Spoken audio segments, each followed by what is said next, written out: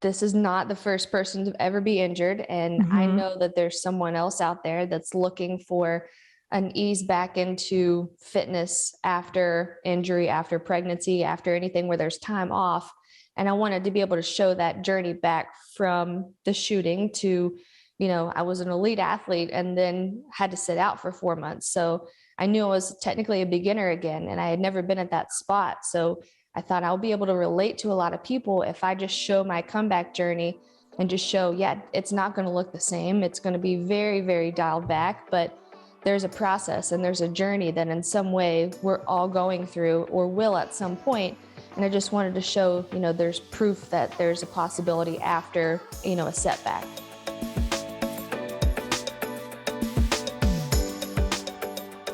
Welcome to the show, Sydney. I am Hi, so thank you excited to much. chat with you. Absolutely. Thank you for having me. I'm excited to be here.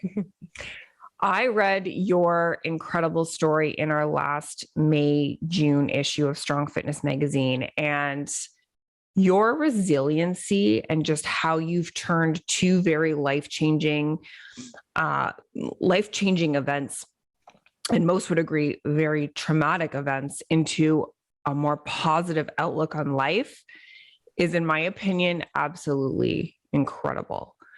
And I have to tell you, I really admire that about you. And I would love to dig deeper into the mind shift there because, myself as a coach, I deal with a lot of people, and I find that there are two types of people: some who blame their circumstances for not getting ahead, or, the obstacles for not moving forward, and others who actually use their obstacles to fuel them and help others. And I think you're that person. And I would love to just uncover how you did this.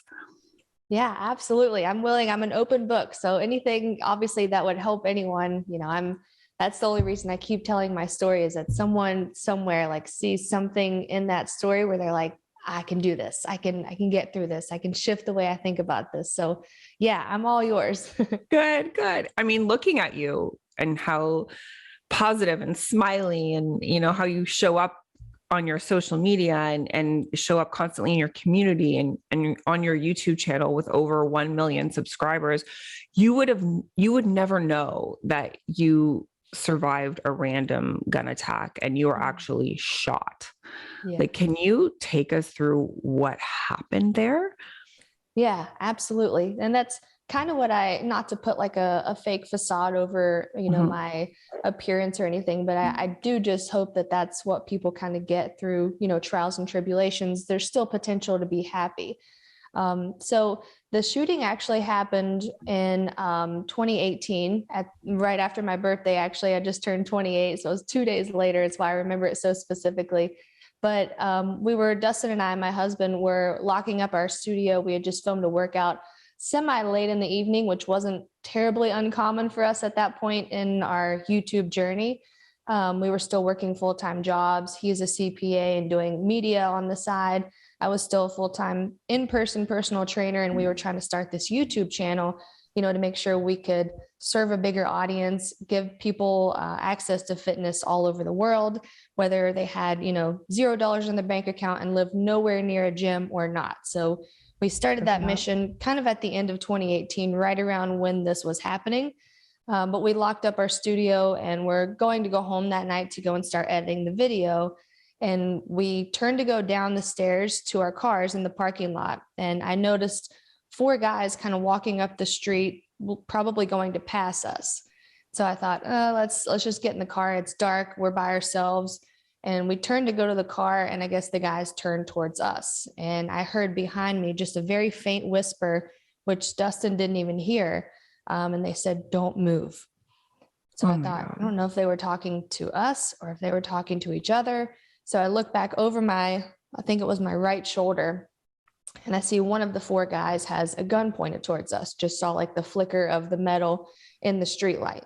And so in your mind, you think you're going to scream and you're going to run.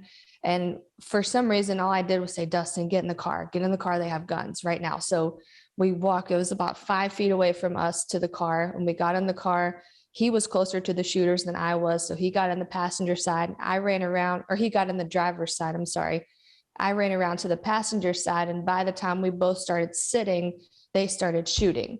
And they ended up, we found out later, shooting 8 shots. Right before I sat down, I kind of looked back over at them, and 2 of the guys had gun pointed towards us. So there were 2 guns, and I could just see the flicker in the street light and just kind of like shadowy figures. I couldn't see anything like faces or anything like that. They all had hoodies on, and I just saw the guns flashing. So we sat down at the same time. They start shooting 8 shots, like I said, and one of them managed to go under the car, bounce back up, and hit me in the foot, which I somehow didn't feel until like 3 or 4 minutes later, when Dustin got us out of the parking lot on our way to just leave that area, and he called 911. And I was crawling kind of out of the floorboard, and I noticed my hands were wet. So I looked down at them, and then as the street light kind of flashed over the car, I noticed they were red. It wasn't just wet like it had been raining, but it was blood all over me. And so then I told him, I've been shot. They instructed us to pull over in a McDonald's parking lot of all places, because an ambulance was closer to us than we were to a hospital. Then they took me into emergency surgery, and the bullet actually shattered my heel bone and barely missed my Achilles, thankfully, but had to have 4 or 5 months of rehab and no filming workouts, obviously, and non-weight bearing, because it hit a nerve and hit some branches of arteries. So they had to do some pretty good, damage control in the surgery. And it's crazy to think that that's a part of my life story, but I woke up thinking this could have gone so much worse. For Dustin to be closer to the shooters than I was, harmed none. And for me to only have, basically kicked a bullet, that's the best case scenario out of, what could have happened that night. So I just woke up not knowing, was I going to be able to walk again? Was I going to be able to be a personal trainer? Was I going to be able to work out? Could I feel my foot? I don't know, but I was just thankful that we were both alive and there sitting together. Wow. That is crazy. Like, that's like, you only see that type of thing in a movie, right? Right. You must have felt like you were in a movie. Yeah. It felt like this is a dream. Like, this is something that someone else experiences. Wow. And never something I thought would be a part of my life story. And did you ever experience did you ever experience fear, or did you have to get over that with somebody? Like, how did you transform this experience into, because I read your story, like you kept going, you kept showing up in your community, you kept delivering videos. Like, did that help you? Did knowing that people were relying on you sort of help you get through this? Yeah, I definitely had a period where I was scared initially. Right after the shooting, when we were waiting for the ambulance, actually, my first thought was, what if this was some type of gang initiation or something? Because there was 4 of them. And what if they didn't technically finish the job, and they wanted to find me and finish the job that they were trying to do, or find Dustin? And so I was scared for a while that there was some kind of motive behind it that they didn't accomplish. If you shot that many shots at 2 people and they still got away, what's your thought process there? So I was scared of that. I was afraid of long-term damage, of course, with, not only physically, but mentally.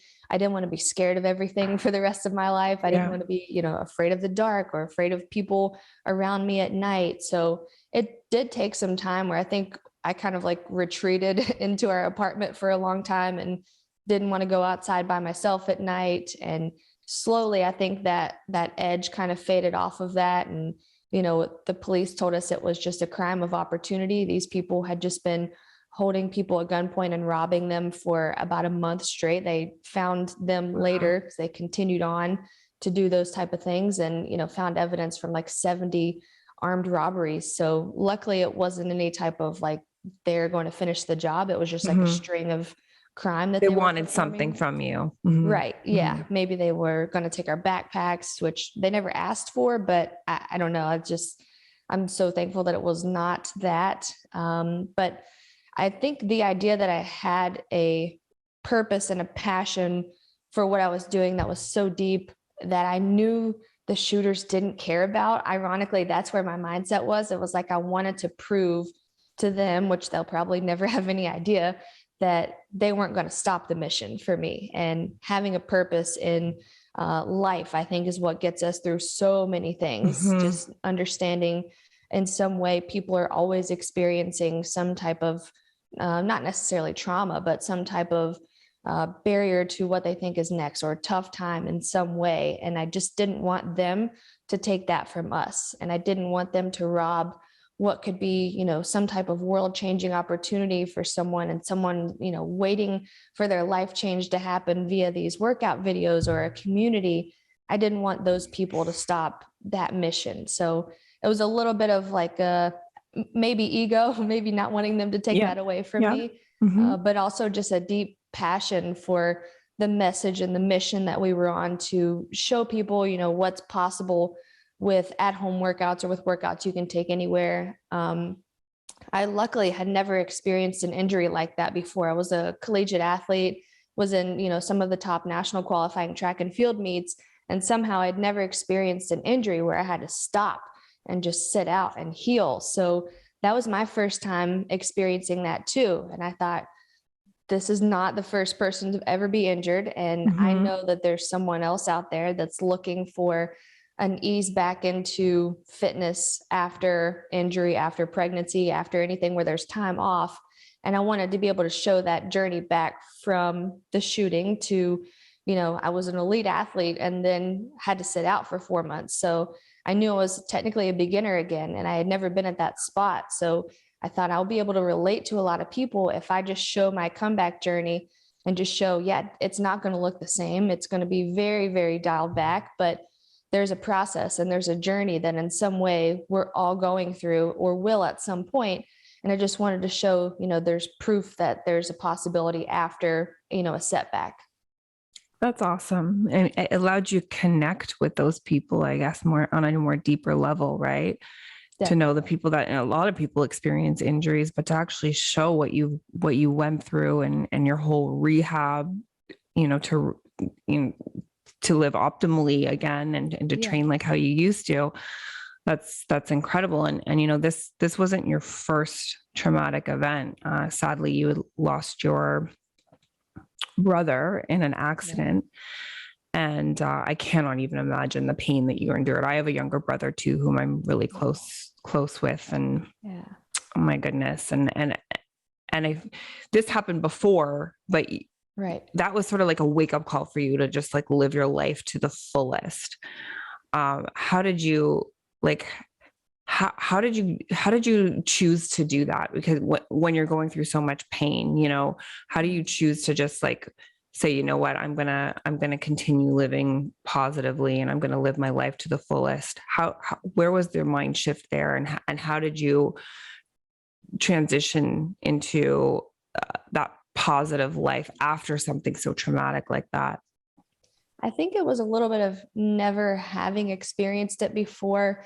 Like I'd experienced some loss, of course, but nothing to the depth that is your younger brother, right? Your lifelong best friend, someone that you don't really know life without. I'd never experienced anything that was that deep of a hurt for me. So I will say, like, I had no idea how I was going to get through it, but I knew that for his life to have been cut so short, so quickly, he just got married, he just had a baby just over a year before that.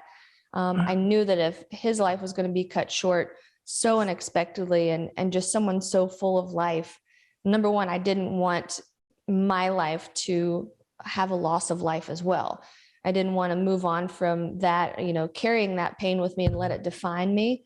I wanted it to be something to where if he didn't get the chance to live anymore, I was certainly going to make sure that there was life still in me and I could carry on in honor of him and bring the characteristics that I love so much about him, full of life, always just a fun friend, the dependable friend that, is always going to tell people he loves them. Like his family knew he was obsessed with them. So I just wanted to bring those characteristics into who I was to carry on that type of person in the world and kind of keep his legacy alive. Was it something that was just quick and easy? And I was like, oh, just, be happy? For sure not. It was, how the journey. heck am I going to get through this? Mm-hmm. How does anyone survive a heartbreak that's this deep? And not only for me, but I saw my parents just break, completely into different people. And understandably, I can't imagine that either. But I knew that if there was going to be some kind of glimmer of future potential of happiness for them, for myself, I knew that I couldn't let that define me, but carry on in a way that said, I've got to honor this person. I've got to honor this man that, grew up from a boy in the last 5 years and was just living his life. That's the kind of person that I want to be as well. So I just knew that in honor of him, I couldn't let that define me or stop me. And, made the idea of the YouTube channel actually out of that pain, just knowing if today were my last day and this was it for me and my story was over, could I look at myself from the outside and say, yeah, I'm really proud of the change you made in the world? Or big or small, can I look back and say I did everything that I wanted to do? And at that point, I could say, no, I was a personal trainer who had technically had a full book of clients, but couldn't grow my business anymore because I just didn't have any more time. Couldn't scale it whatsoever. So I was busy, but I didn't think I was fulfilled and creating something that would leave a legacy. So that's when Dustin actually, after that, quit his job as well, because we had been dating for about 8 years at that point. So he was very close to my brother as well. And he actually left his job a couple months later, just same kind of thing. If today were my last day, I wouldn't be happy with what I've done so far. Not that it was something to be ashamed of, but potential wise, we knew we weren't full potential us yet. So we dove into what I think was a rebuilding phase emotionally, physically, by building a videography set. And we found a random place that was blocked off 1,000 square feet of an engineering firm. And we're can we just build something here that, we can film on once a day, pay rent every month? And it was definitely a struggle to try to make ends meet, try to build that. But I think that rebuilding helped us kind of heal from losing my brother as well. And I definitely think he would be super proud of where we are now and what we've kind of used to channel that pain into something that can help people all over the world. And I talk about him often. So, I think he would enjoy that as well. That's amazing. That's amazing. I think when you go through something like that, it forces you to reassess your life, right? Definitely. It makes you take a look at what you've done so far and what, are you proud of it? Are you complacent? I think is the word I keep going back to. I was busy, but outside of that, it was just, are you leaving a legacy that's going to last past when you're gone? And that's that's when you started Royal Change, right? That was, and Royal Change is your YouTube channel. It's your community, right? Can you let us all know, who's it for? What types of workouts you'll find there? And I know I love your mission of, accessible fitness to everyone. Yeah. So I guess technically Royal Change started a couple years before that with just the in-person personal training. Yeah. That was Dustin being a CPA. He was like, we need to actually put a name on this thing that you're doing. So for financial and tax reasons, it was let's be safe here. So we established it Royal Change, which was based on, we moved to Charlotte, which is known as the Queen City. And that's kind of where we felt oh, this is a city with potential for us to grow. Change just being the idea that we didn't want it to be an aesthetic driven fitness company. We wanted it to be something to where, fitness could help you make changes that you want to see in your life in just terms of happiness, healthy procedures or habits that you have going on in your life. So any type of change that would make you feel like royalty. That's kind of where Royal Change came from. But it wasn't until losing Zach that we actually decided to take it digital. And that community has just embraced every single piece of my journey. I think just because it's actually relatable. And when the shooting happened, when I lost my brother, I initially started the channel thinking I need to be this trainer who looks perfect and never looks tired and is kind of smiling all the time. And the more I kind of opened up and was just myself and, showed me tripping over my mat, showed me dropping my water bottle, or me sweating and really out of breath from the workouts, the more people felt connected to the trainer instead of just, inferior to the trainer, which is something I never wanted, never felt anyways. It's funny that you put that pressure on yourself, but nobody really cares. Nobody really wants to see that perfect person. Exactly. I was just kind of looking at what was out there on YouTube, and I was like, man, everyone looks really flawless at their workout. I look like I've been in a marathon, but I think that people appreciated that there was no pressure to measure up to a trainer, or like compared to the trainer, I am exhausted, and this person still looks like they just got done with a photo shoot. So I think that's where the pressure came from, of just seeing what was already going on. And luckily, the more I opened up and was myself, I was embraced for sure by the community, and just so many people through not being close to a gym. Dustin and I grew up in kind of like humble beginnings, is what we say. We just didn't have a ton of money for extra gym memberships, or our families didn't. For personal trainers weren't even in the conversation. So I didn't live very close to a gym, and I knew there were so many people out there with those barriers that don't have childcare for a gym, or don't have barbell experience from a collegiate career. And I just wanted to bring fitness to people where they were and just kind of meet them where they were. So that's where the accessibility kind of came into play, just driven from our beginnings and knowing that people still deserve high quality fitness, no matter what their bank account looks like or what their proximity is to a gym.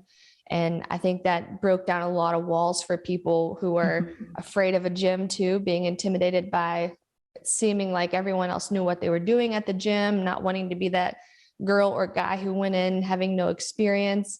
And, for that reason, I coach a lot on technique and how to move your body and how to make sure you're, doing things properly, which is why I'm actually one of the few YouTube trainers who talks the entire workout, which is not some people's style, but it's my passion to make sure that people get access to someone who's not just doing the workout beside them, but actually coaching them. Like, how should I feel here? How should I be positioned here? So that means a lot to me as well, that people, it's like I show up into your house and I am your personal trainer, and it's an experience to where they can learn and grow stronger, both physically and I think mentally in terms of confidence. That is so awesome. Now I'm going to go back to more of like the business side of things here, because we have a lot of fitness pros listening to this, and a lot of my clients are turning into trainers themselves. And so I'm always an advocate of like, get on the gym floor and get that experience there working with real people.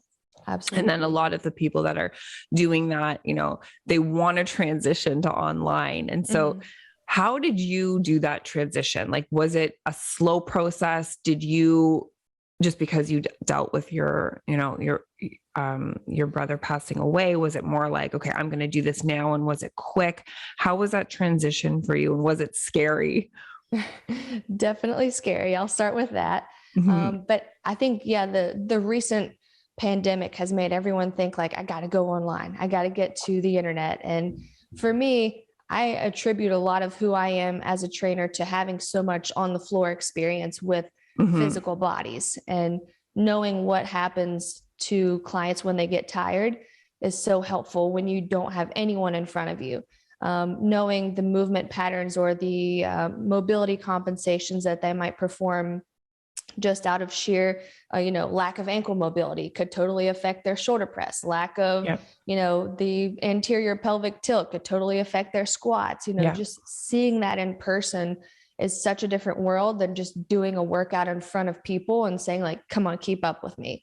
I constantly have this person envision or visualized in my mind when I'm training, thinking, okay, if this person's tired, what movement compensations are first? If their knees cave in, how can I tell them activate your glutes, pull your core in a little bit taller, because I've seen it so many times. Or the person who works a desk job all day and wears high heels, how are their feet and how is their lower back and their hamstring mobility going to affect every movement that we do?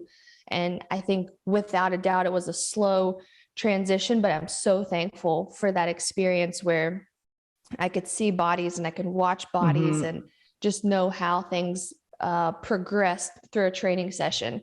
And I, definitely was not for, it wasn't easy for me to transition because we weren't making any money off YouTube for a very long time. It was probably, we were approved for the YouTube partnership about 1 month before the shooting.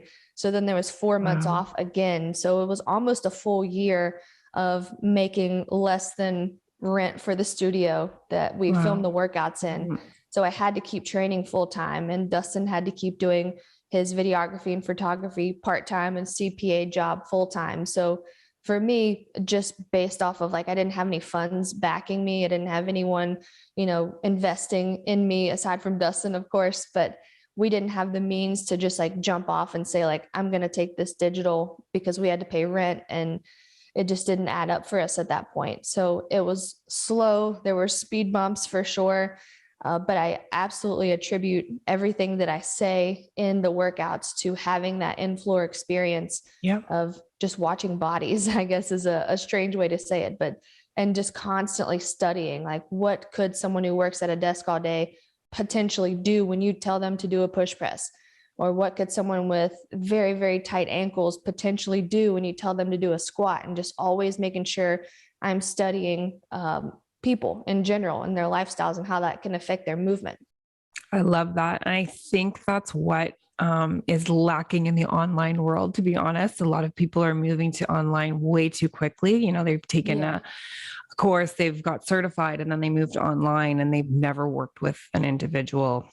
Yeah. So I think that that's probably why your YouTube is just so successful, because you're actually cueing people and talking them through, right? Like as Yeah. you would if somebody was working directly with you. Right.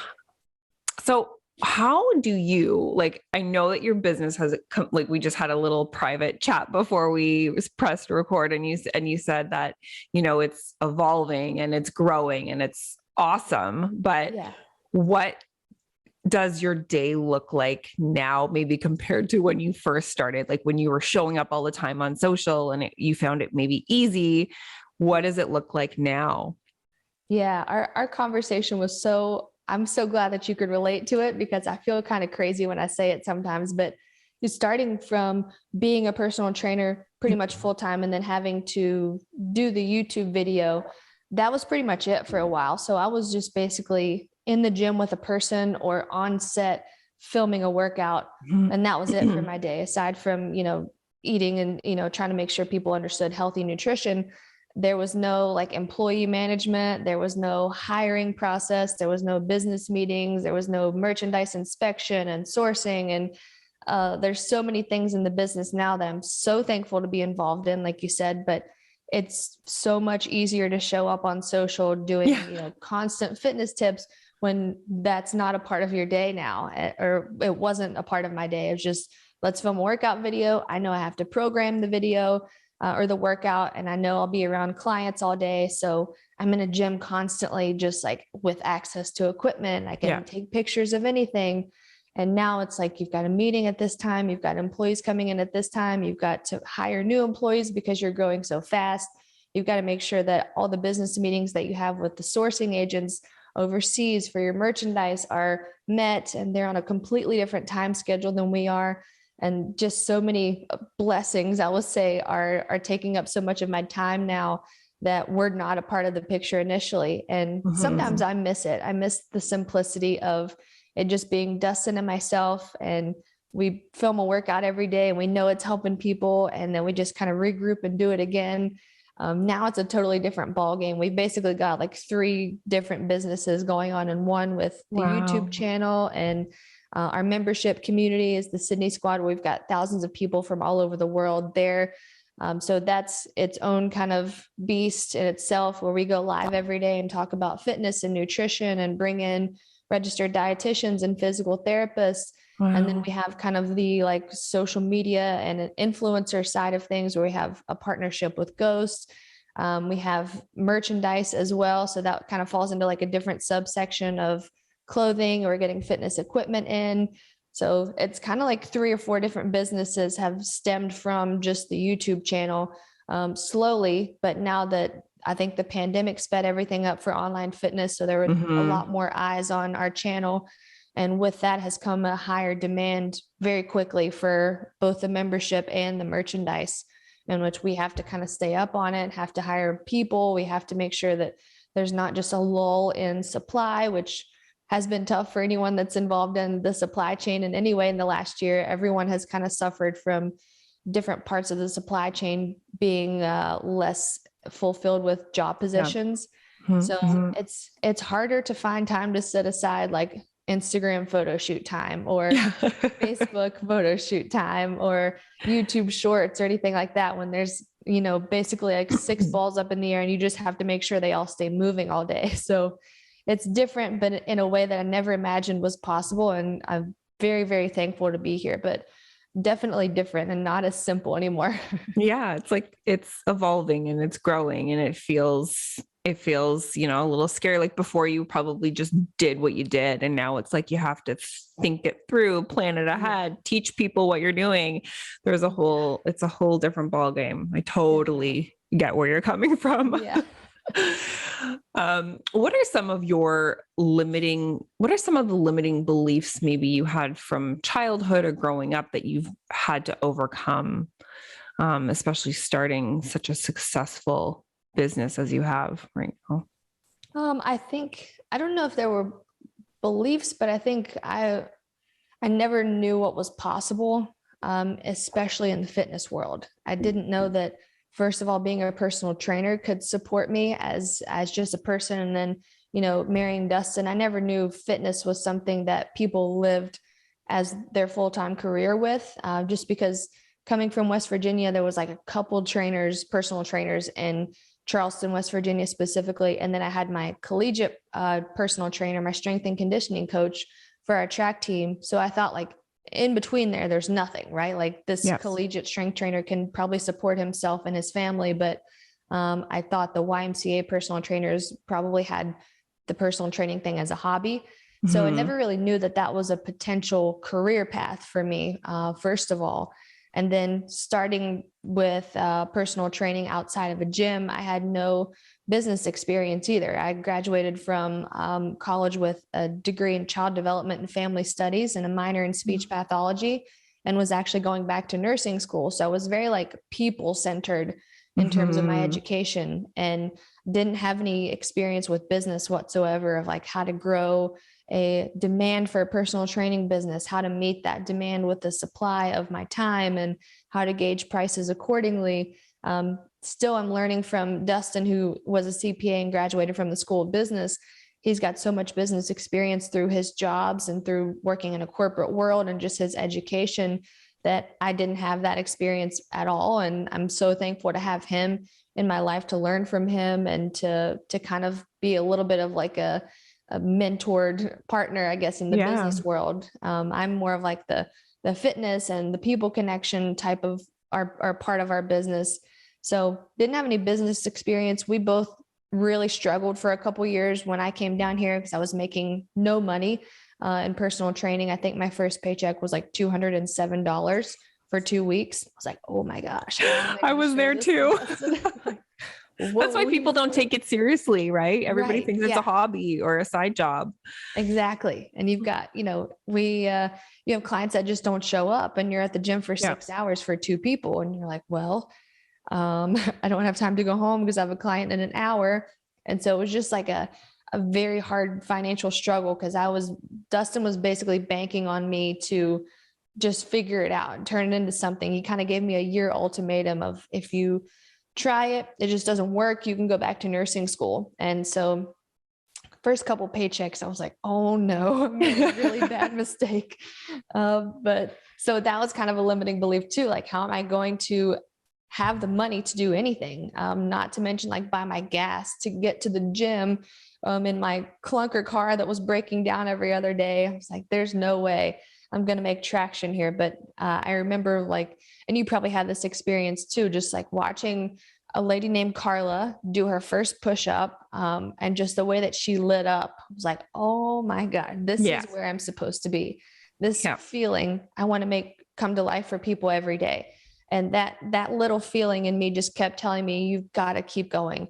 There's so many people in my life that were, viewing fitness as like a hobby or a pastime, or a lot of people thought I was just trying to extend my track and field career and not start the real world yet, which, I think a lot of who I am as a trainer comes from my track and field career, but I also wanted to prove them wrong for doubting me. So there was a little bit of like competitive edge to the approach as well. But I think those were some of my limits of like not having the finances to back any growth, not having business experience, and just not really knowing what fitness could turn into. And, that the potential for fitness now is just limitless. And I wouldn't have known that if I wouldn't have just dove in and tried.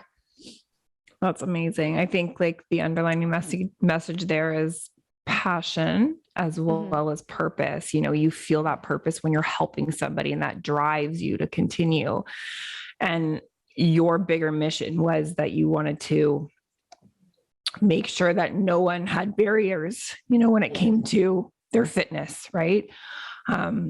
It's just incredible watching you, and just your story is absolutely incredible. I think you sharing it is amazing, and it really gives people hope, when they're going through negative or tough times.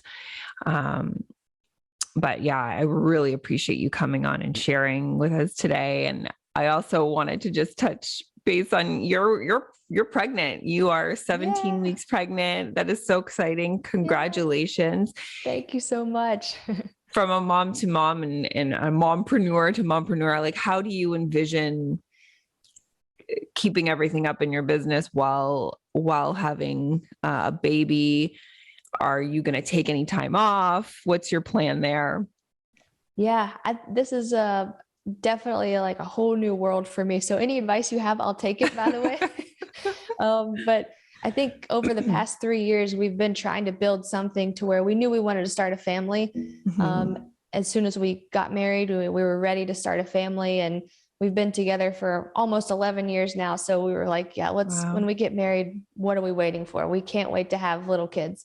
So as far as like taking time off, I'm sure I'll have to, from the YouTube channel, take a couple months off, and just provide a calendar for people where I program workouts that have been previously recorded so they can follow along with what I would normally film live. So I'll take care of the community for sure, even if I'm physically not doing it for, 8 weeks or however long I need. Definitely I think we have close to 2,000 workouts on the channel now. So we've got a bank of content to pull from, with hiring employees to help us with the merchandise side of things. That's definitely going to help, which, as we talked about earlier, we're in the process of, bringing on more help, and understanding like this time is just so magical, and you'll never experience the time of like having your first child ever again. So my health and my baby's health is of course priority. Thankfully, so far, I've felt really great in workouts and energy levels. I haven't had any drastic fatigue or nausea. And I apologize to any moms out there who are just cursing my name right now, but I'm so thankful to have been able to have a pregnancy so far up to this point that's been pretty comfortable. And I hope in this mission, I think there's been like a shift in the past decade or so where moms aren't so intimidated about working out while pregnant. And I hope to just continue to be a part of that initiative of, healthy pregnancies and strong pregnancies, where of course things will have to shift a little bit, but you don't have to, lay on a couch for 9 months or eat for 2 people. Just maintaining a healthy weight and a strong body. Every single doctor I've talked to, we've had, 2 or 3 different doctors through our specific medical provider. They all said like every single person that we've come in contact with that's physically fit and active, moving into birth and recovery has so much better of an outcome than someone who's inactive. So I hope to kind of keep conveying that to women. Like, don't be afraid of holding onto some dumbbells. Don't be afraid of continuing to move your body and sweat a little bit, maybe with like a 7 out of 10 energy output versus 10 out of 10. But still staying strong and healthy has, I've heard from so many people, helped the process of giving birth to your child and then recovering well. So I think going back to like the shooting and losing my brother, it's just going to be another place where I can relate as a trainer Yes. to people in a way that I couldn't before. So I'm Mhm. excited for the journey. I'm excited for, the challenge of not quote getting my body back, but just recovering, and what does that feel like? And I'll be able to relate to women now, whereas before I couldn't, obviously. So I'm I'm excited for excited. you. Yeah, it's such a fun journey. And my first son is he's going to be 7. Oh, So when I was pregnant, it was very much like get your body back. And that's all yeah, that was in my head. I love the shift that society in general has made. Like, you don't need to get yeah, your body back right away. right. Take time, and that would be my advice to you. Just soak it all in. Mhm. It goes fast. Soak it Oh, I'm in. sure. Enjoy all the cuddle moments, because one day they're not going to want to cuddle you. I can't wait. I can't wait for that. It's going to be amazing. So, Sydney, let us know where we can find you. I'm going to include some of your links at the bottom of or in the show notes, but let us know where we can find you and connect with you. Yeah, absolutely. So the YouTube channel is just my name, Sydney Cummings. 5 new workouts a week on there, where I program you can follow along day by day. All Amazing. social media handles are at Sydney Cummings, Instagram, Sydney Cummings _, and our website where you can find all of our Sydney Squad membership and our merchandise is royalchange.fit. Amazing. And I ask my guests this at the end. What does the word strong mean to you? Strong to me, I think, is what I hope my life is a representation of to other people. It means mentally strong enough to handle challenges that will come our way, because we can't avoid them, but we can definitely grow through them. I Physically, love just that. showing that strong doesn't have to look like anything specific. It feels a certain way in your body with that confidence and with the muscle that you have, and just in general, and in the way that you approach life.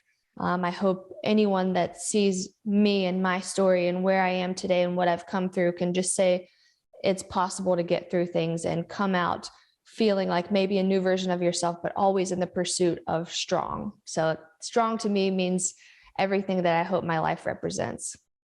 Love that, Sydney. Thank you so much again for joining me today and taking the time. I cannot wait to share this with everyone. It's going to air next week.